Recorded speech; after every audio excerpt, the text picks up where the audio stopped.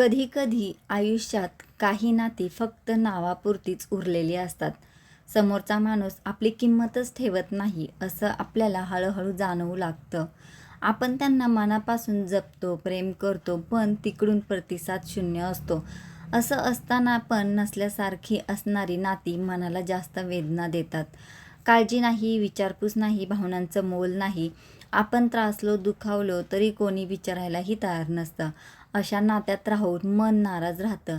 कधी-कधी वाटतं आपण काय एवढं आटापिटा करीत आहोत. त्यांना जर आपली किंमतच नसेल तर आपण का पुढे-पुढे करायचं. नाती टिकवण्यासाठी दोघांचेही प्रयत्न हवे असतात. एकाच बाजूने घेतलेली मेहनत कधीच नातं टिकवत नाही. चला तर पाहूयात कोणती नाती आपल्याला त्रासदायक ठरतात.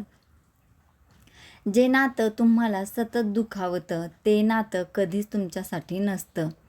असं नातं जे रोज तुमच्या मनाला टोचणी लावतं ते नातं टिकवण्यात काहीच अर्थ नसतो. कारण प्रेम असलं की दुखावणं असावं आणि समजून घेणं जास्त असावं. समोरचा माणूस तुमच्या भावना ऐकतच नसेल तर नातं फक्त नावापुरतं उरतं. आपण बोललो तर भांडण, आपण शांत राहिलं तर दुर्लक्ष, मग यात नातं आहे कुठं? प्रेमात आदर हवा, माणुसकी हवी, जपणूक हवी, तीच नसली तर फक्त नावाला नातं राहतं. काही लोकांना आपण किती दुखावलं जातो हे महत्त्वाचं वाटतच नाही. ते फक्त स्वतःचाच विचार करत राहतात. अतिशय स्वार्थी वृत्तीची ही लोकं असतात. काही बायका सतत नवऱ्याविषयी तक्रार करीत असतात.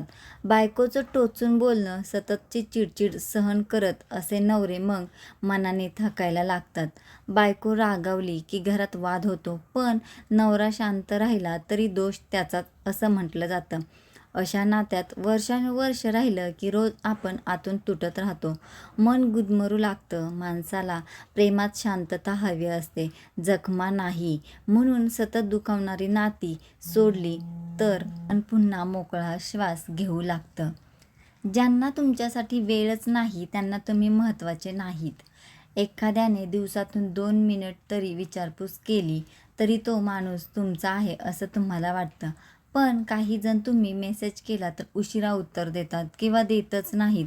नाहीच केला मेसेज तर काही विचारपूस नाही. अशा नात्यात तुम्ही एकटेच जगत असता. आपल्या लोकांना वेळ द्यावा लागतो हे सोपं तत्त्व आहे. ज्यांच्याकडे तुमच्यासाठी वेळ नाही ते तुमच्यासाठी महत्त्वाचे नाहीत. दिवस कितीही व्यस्त असला तरी ज्यांना तुमच्या भावना महत्त्वाच्या असतात ते काही करून तुमच्यासाठी वेळ काढतातच. प्रेमात बुडालेला माणूस कसा प्रेयसीसाठी काहीही करून वेळ काढतो. प्रेम असतं म्हणूनच ना. काही बिचाऱ्या बायका तर तासनतास नवऱ्याच्या मेसेजची वाट पाहत असतात. तो मात्र ऑफिस, मित्र, मोबाईल यातच व्यस्त असतो. घरात आला तरी टीव्ही, क्रिकेट, मॅच याकडेच त्याचं लक्ष असतं. तिच्याकडे पाहण्या इतकाही वेळ त्याच्याकडे नसतो. अशा नात्यात राहिलं की मीच का मागे लागते असं मन विचारत राहतं. समस्या तुम्ही नसता, त्यांच्या प्राधान्यक्रमात तुम्हाला जागा नसते. जिथं वेळ मिळत नाही तिथं प्रेमही नसतं. म्हणून अशी नाती ओझ्यासारखी वाटू लागतात. ज्यांच्यासाठी तुम्ही नेहमी उपलब्ध असता पण ते तुमच्यासाठी कधीच उपलब्ध नसतात. आपल्याला दुसऱ्यांना मदत करायची सवय असेल तर आपण धावाधाव करून सर्वांना मदत करतो. पण आपल्या वेळेस नेमकी सर्व लोक गायब होतात. अशा लोकांना फक्त उपयोग करून घेता येतो, नातं टिकवता येत नाही. तुम्ही काय वाटतं, तुम्हाला काय हवं याचा विचारही ते करत नाहीत. मदतीसाठी नेहमी आपणच पुढे, आपणच हात देणारे ते मात्र कधीच तुमच्या बाजूला नसतात. ते फक्त घेत राहतात. देणं मात्र त्यांच्याकडून कधीच होत नाही. असं नातं म्हणजे खाली होल पडलेल्या रिकाम्या बादलीत पाणी भरल्यासारखं. काही सुना सासूंसाठी दिवसभर धावतात. औषध, स्वयंपाक, घरकाम सर्व करतात. पण जेव्हा सुनेला थोडी मदत हवी असते तेव्हा सासूचं एक ठेवणीतलं वाक्य असतं, माझ्याच्याने होत नाही, आत्ता माझी जबाबदारी नाही, मी माझ्या वेळी खूप केलं. अशा वेळी सुनेला जाणवतं की नातं फक्त तीच जपत आहे, समोरची व्यक्ती नाही.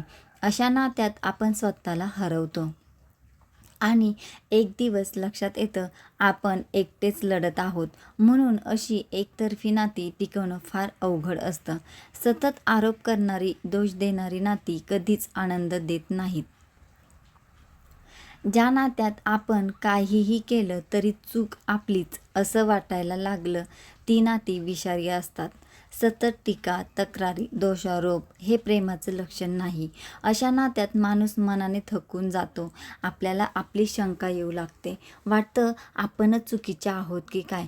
पण खरं तर समोरचा मनाने प्रचंड कठोर असतो. प्रेमात आधार हवा, ढकलण्यापेक्षा उभं करणं हवं. वाईट नात्यात तुमची किंमत नसते. तुमचं बोलणं, काम, भावना यांना व्हॅल्यू दिली जात नाही. काही मित्र तर सतत म्हणतात, तू बदललास, तुझ्यामुळे प्रॉब्लेम झाला, पण स्वतःची चूक कधीच मान्य करत नाहीत. तुम्ही भेटायला नाही म्हणालात तरी राग, भेटलात तरी तू उशिराच आलास असं ऐकावं लागतं. सतत दोष देणारे मित्र मानसिक थकवा देतात. माणूस स्वतःवर शंका घेऊ लागतो. हे नातं नाही, ताण असतो. अशा नात्यांपासून दूर झालं की मन हलकं राहतं. जखमा वाढवणारी नाती सोडणंच योग्य असतं. ज्यांना तुमचा स्वाभिमान महत्त्वाचा वाटत नाही, ती नाती धोकादायक असतात. काहीजण तुमचं बोलणं, तुमची मर्यादा, तुमचा स्वाभिमान यांना किंमत देत नाहीत. त्याच्यासमोर तुम्हाला कमी समजावं लागतं. ते बोलताना टोचून बोलतात, कमी लेखतात, अपमानही करतात. असं नातं मनाला खोलवर दुखावतं. आपली ओळख, आपलं स्थान हे सगळं हरवत जातं. आपण मी कोण आहे हे विसरतो. स्वाभिमान गमावणारी नाती नसतात, कैद असते. जसं काही मुली आपल्या मैत्रिणींकडून इतक्या अपमानित होतात की काय घातलं, कुठं गेलात, कोणाशी बोललात यावर टोमणे. समोरची स्वतःला उंच दाखवण्यासाठी तुम्हाला खाली खेचत राहते. तुमच्या मर्यादांचा आदर नाही, तुमच्या निर्णयाची किंमत नाही. जिथं स्वतःचा मान राखता येत नाही तिथं थांबायचं नसतं. अशा नात्यात राहणं म्हणजे स्वतःवर अन्याय करून घेण्यासारखं आहे. अशा नात्यांपासून दूर राहा. जिथं फक्त तुमच्याच बाजूने प्रयत्न होत राहतात तिथं प्रेम नसतं, दिखावा असतो. नातं टिकवणं हे दोघांचं काम असतं. एक जण धडपड करत राहिला आणि दुसरा काहीच हावभाव न दाखवता तसाच उभा राहिला तर नातं टिकत नाही. फक्त तुमच्या एकट्याच्याच प्रयत्नांनी नातं जिवंत राहत नाही. मेसेज तुम्ही करता, कॉल तुम्ही करता, समजून तुम्ही घेता आणि समोरचा भाव खात राहतो. असं झालं की नातं एकतर्फी होतं. समोरचा काहीच करायला तयार नसतो. भाऊ बहिणीतही काही वेळा असंच होतं. बहीण सतत फोन करते, भेटायला बोलवते, पण भावाला वेळच नसतो. तो आजारी असताना बहीण धावून जाते, पण बहिणीला गरज असताना भाऊ मात्र गायब राहतो. असं नातं हळूहळू दूर जातं. नातं दोघांनीच जपायचं असतं, एकट्याने नाही. ज्या नात्यात तुम्ही सतत घाबरून राहता, दडपून जाता, ते नातं चुकीचं असतं. नात्यातील प्रेम म्हणजे मोकळेपणा. भीती, दडपण, अनिश्चितता यांनी भरलेल्या नात्यांमध्ये प्रेम नसतं. काही लोकांसमोर आपल्याला बोलायलाही भीती वाटते. ते रागावतील का? त्यांना वाईट वाटेल का? असा ताण असतो. अशी दबावयुक्त नाती काय कामाची? नात्यात विश्वास हवा. तुम्ही मनापासून बोलू शकत नसलात तर नातं कसं टिकेल? काही भावजया नणंदेचं वागणं इतकं कठोर वाटतं की ती त्यांच्याशी बोलायलाही घाबरते. काहीही म्हटलं तरी ती रागवेल असं वाटतं. अशा भीतीत जगणं म्हणजे कैदीत जगण्यासारखं. दडपणात आयुष्य चांगलं जगता येत नाही. जिथं भीती आहे तिथं प्रेम टिकत नाही. म्हणून अशी नाती धोकादायक असतात. तुम्हाला जपण्याची, समजून घेण्याची इच्छा नसलेली नाते अनाठायी असतात. समोरचा माणूस तुमचा मूड, तुमचा त्रास, तुमची परिस्थिती समजून घ्यायला तयारच नसतो. तुम्ही कितीही स्पष्ट बोलला तरी त्यांना तुमच्या भावनात रस नसतो. अशा नात्यात आपणच नेहमी एकटे पडतो. जपलं जाणं ही प्रेमाची बेसिक गरज आहे. समोरचा जर तुम्हाला जपायला तयार नसला तर तो माणूस तुमचा नाहीच. काही कर्मचाऱ्यांना बॉसकडून कणभरही समजून घेणं मिळत नाही. तुम्ही आजारी असाल, घरात संकट असेल तरीही बॉसला फक्त कामाचाच विचार येत राहतो. तू कधी करणार? किती वेळ लावला? अशा प्रश्नांनी माणूस मानसिकदृष्ट्या थकतो. अशा नात्यात राहण्याचा फायदा नसतो. जिथं काळजी नाही तिथं मन जोडता येत नाही. सतत स्वतःला सिद्ध करावी लागणारी नाती अपूर्ण असतात.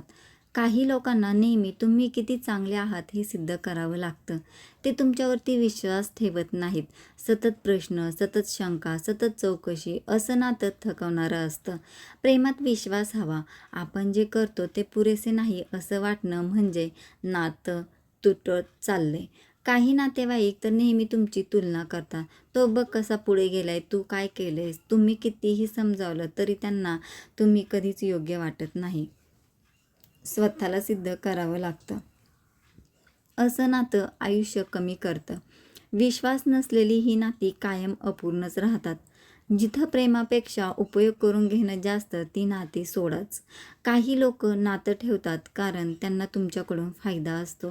ते तुम्हाला साथ देत नाहीत, पण गरज पडली की तुम्हालाच बोलवतात. असं नातं फक्त व्यवहार बनतं. आपण मन देऊन काम करतो, ते मात्र फक्त तुमचा वापर करून पुढे जातात. अशा नात्यात तुम्हाला आदर नाही, प्रेम नाही. काही शेजारी असेच असतात. काम असेल तेव्हा तुमच्या दाराशी, पण तुम्हाला गरज पडली की गायब. त्यांना तुमच्याशी चांगलं वागायचं असतं कारण तिथे फक्त त्यांचा फायदा असतो. इथे उपयोग संपला की नातं संपतं. असं नातं सुरुवातीपासूनच निरर्थक असतं. म्हणून अशा स्वार्थी नात्यांना दूर ठेवणंच योग्य. मैत्रिणींनो, नाती आपल्याला आनंद देण्यासाठी असतात, डोक्याला ताप देण्यासाठी नाहीत.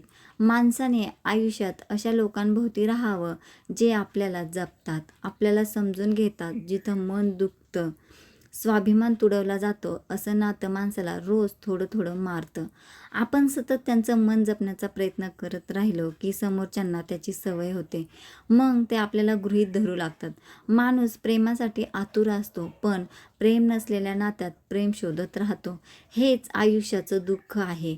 कधी कधी दूर जाणं म्हणजे स्वार्थ नाही, तर स्वतःला वाचवणं असतं. जिथं आदर नाही तिथं थांबायचं नसतं. ज्यांना तुमची किंमत नाही, अशा नात्यांना शांतपणे सोडून द्या. नवं आयुष्य, नवी लोक तुम्हाला हक्काचं प्रेम देण्यासाठी तयार असतात.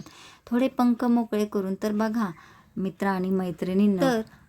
आणि मैत्रिणींनो, आजचे विचार जर तुम्हाला आवडले असतील आणि ते पटलेही असतील तर व्हिडिओला लाईक आणि चॅनलला सबस्क्राईब करायला विसरू नका. उद्या पुन्हा भेटूया नवीन विचारांसह. तोपर्यंत धन्यवाद.